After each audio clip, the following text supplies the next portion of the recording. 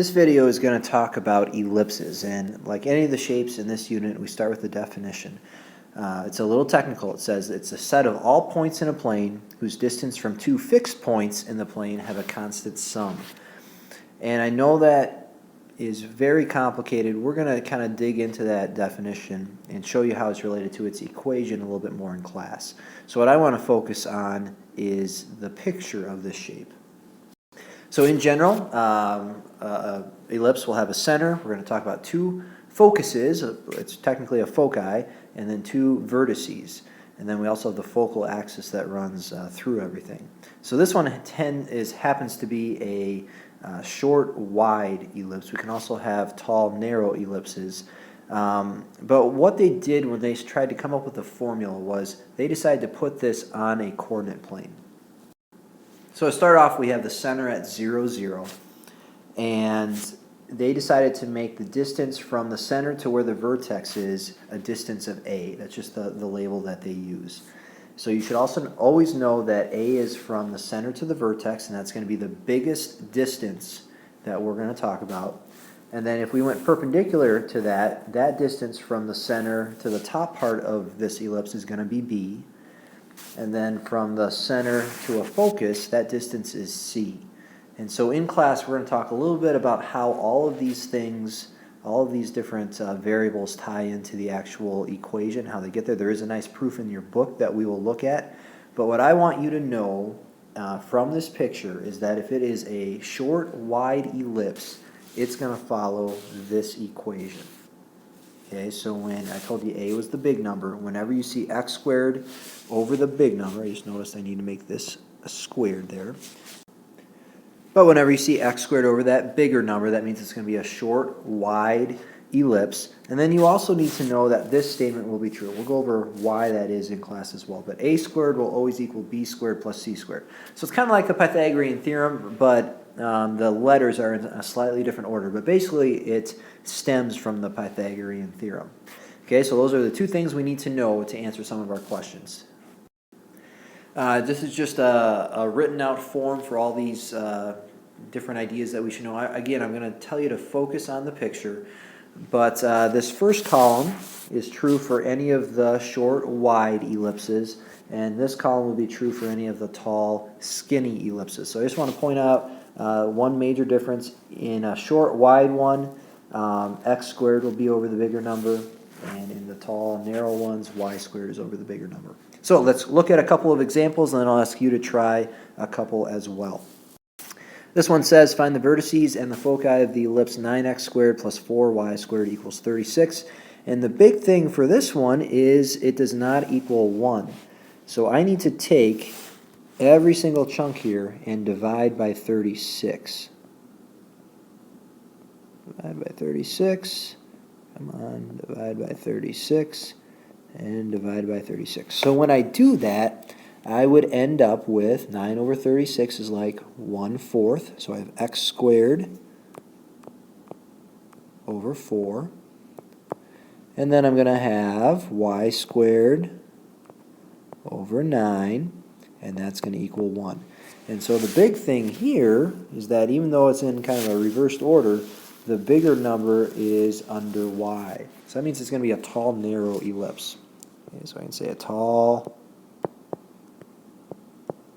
and narrow.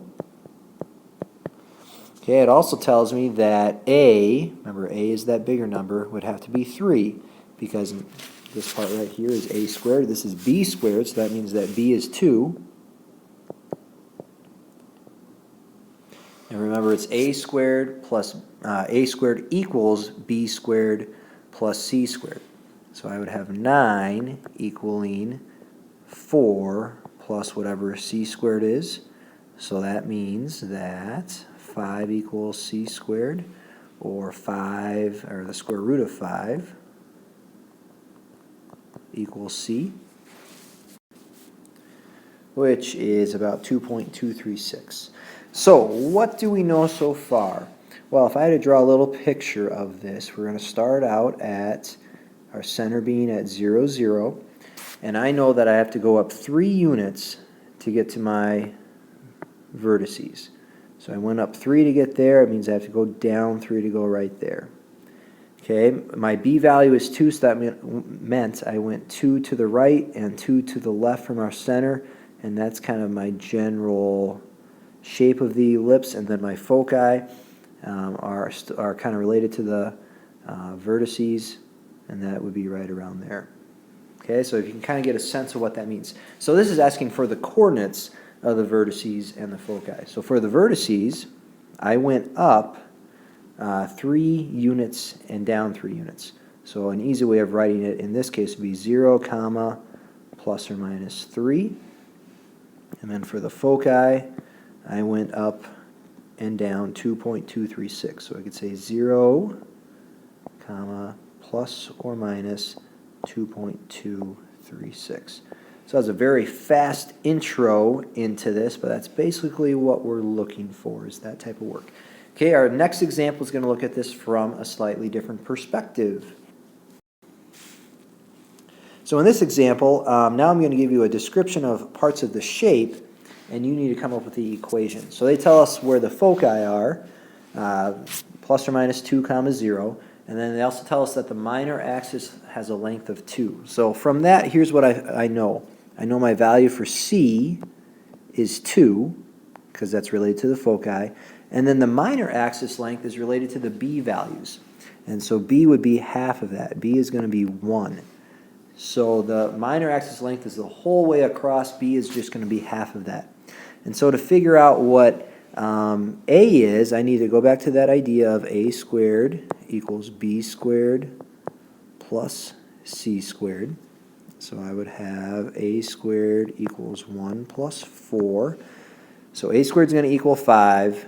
A will equal the square root of 5, which just like before was 2.236. Okay, so now I have enough to maybe draw a little picture of this situation. They tell me the exact coordinates of the foci, and so that tells me that, if I make a little grid here, that basically this is going to be a tall and wide ellipse because my foci are going to be this way, so 2 either direction, and that means my vertices would be just a little bit on either side right there, and then the B values tell me how far up and down to go. So this is just a very informal sketch, not to scale at all, but I do know enough to say that this would have to be a short and wide ellipse. So what does that tell me? That tells me that x squared will have to have the bigger number underneath it. So x squared would have the square root of 5 being squared underneath it, a squared, so it would just be x squared over 5. And then I'd have plus y squared over, well, whatever b squared is, which is going to be 1. So I could ignore that if I wanted to. I could just have a y squared overall. It's got to equal 1. So this would be my equation for this ellipse. Okay, the next two I want you to try on your own, so I will leave it. Actually, you have to go to the back page of your notes. You're looking at examples 3 and 4 for this. Try them on your own, and I will, in the next couple slides here, have a written out solution for you.